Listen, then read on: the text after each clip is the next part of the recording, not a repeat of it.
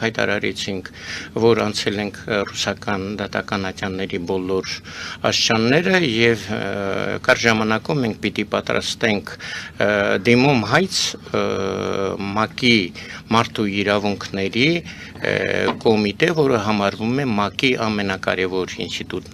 ինստիտուտներից մեկը, ամենակարևորը, որը իրավասու է քննարկելու Կարսի Մոսկվայի պայմանագրերի իրավասության եւ Վիլսոնի իրավարար վճռի գործողության մեջ դնելու հարցը։ Մեր առջև դրված խնդիրները մենք կատարել ենք եւ թույլ տվեք ցույց տալ այս անգլերեն լեզվով մեր հայցը դեպի ՄԱԿ ուղարկված է արդեն այս կողմում արդեն պատճենները կնիկները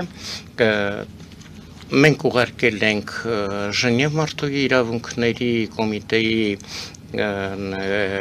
գերագույն կոմիսարին նա է զբաղվում այդ հարցով եւ դնում ՄԱԿ-ի քննարկմանը